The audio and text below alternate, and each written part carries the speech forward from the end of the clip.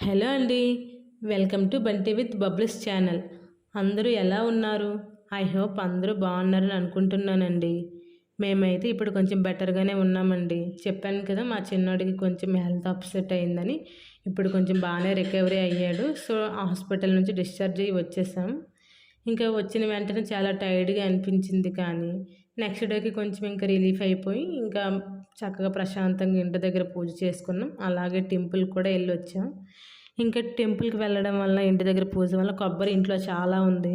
నార్మల్గా క్యాజువల్గా అయితే మేము ఇంకా పచ్చి కొబ్బరి చాలా తినేస్తుంటాం అందరం. మా ఇంట్లో అందరూ బాగా పచ్చి కొబ్బరి ఇష్టంగా తింటాము. కానీ ఈసారి ఎందుకో పిల్లలకి ఏదైనా హెల్తీగా స్నాక్ ట్రై చేద్దాము డిఫరెంట్గాని ఇంకా పచ్చి కొబ్బరి నువ్వులు కాంబినేషన్లో చేసామండి. నువ్వులైతే చాలా హెల్త్కి చాలా మంచిది కదా.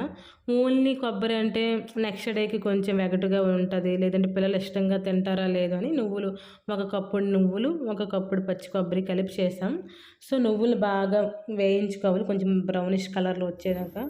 ఇంకా నువ్వులు వేయించుకున్నాక ఇంకా పాకం పెట్టుకోవాలి. మేమైతే 2 కప్పులు కాబట్టి కప్పున్నర బెల్లం వేసుకున్నాము.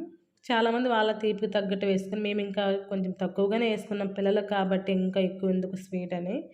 ఇంకా మంచిగా పాకంలో కొంచెం వాటర్, ఒక హాఫ్ గ్లాస్ వాటర్ వేసుకొని బాగా కరిగాక, పాకం బాగా ఇంకా పట్టేసుకొని చూపిస్తున్నాను కదా వీడియోలో, ఆ విధంగా మంచిగా మొత్తం కరిగి అయ్యాక అందులో కొంచెం ఇలాచీ పౌడర్, అలాగే నెయ్యి వేసుకుంటే బాగుంటుంది. ఫ్లేవర్ స్మెల్ కూడా బాగా వస్తుంది.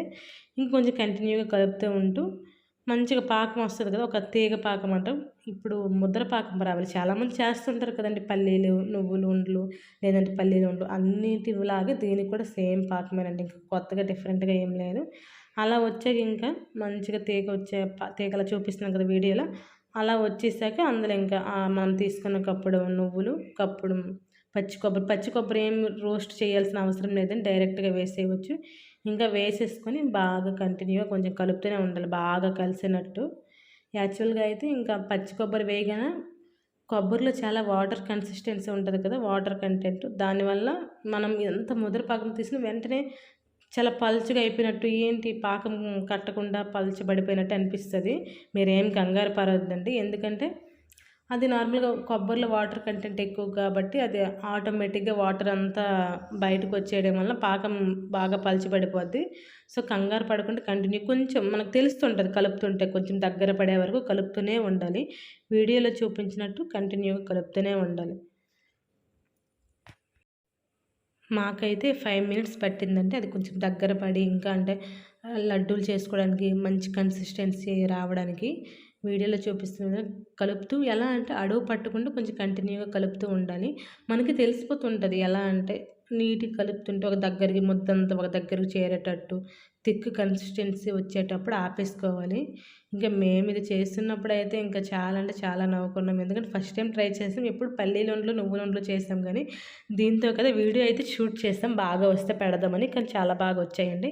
చూస్తున్నారు కదా వీడియోలో వచ్చేటట్టు ఒక సైడ్కి ఇలా కలుపుతుంటే ఒక సైడ్కి వెళ్ళిపోయి కింద ఏం అడుగు అంటకుండా మంచిగా ఇలా గరిటెతో కలుపుతుంటే బాగా వచ్చిందంటే ఇంకా మంచి కన్సిస్టెన్సీలో ఉన్నట్టే. ఇంకా ఆపేసుకోవాలి. ఇంకా చక్కగా గోరువెచ్చగా ఉన్నప్పుడు లడ్డూలు చేసుకోవాలి. నేనైతే వేడిది కొంచెం బాగా వేడిగా ఉన్నప్పుడు పట్టేసాను, నాకైతే కాలిపోయింది. ఇంకా నెక్స్ట్ కొంచెం మళ్ళీ వేడి తగ్గాక చెయ్యికి బాగా నెయ్యి అప్లై చేసుకొని చక్కగా లడ్డూలు చేసుకోవడం అండి. మాకైతే చాలా బాగా వచ్చాయి. మా పిల్లలు ఇంకైతే అమ్మ లడ్డు లడ్డు అని, వేడిగా ఉందిరా అన్న కూడా ఇంకా ఒకడైతే చేయి పెట్టి వాడికి కూడా కాలింది. నెయ్యి వేసిందంటే మా పిల్లలు బాగా తింటారండి. నెయ్యితో ఏం చేసినా మా పెద్దోడైతే అమ్మ మంచి స్మెల్ ఏదో వస్తుందని రెడీ అయిపోతారు. మీరు కూడా ఇలానే చేసి పిల్లలకి హెల్తీ స్నాక్ పెట్టండి ఫ్రెండ్స్. నచ్చితే లైక్ చేయండి, కామెంట్ చేయండి, అలాగే సబ్స్క్రైబ్ చేయండి.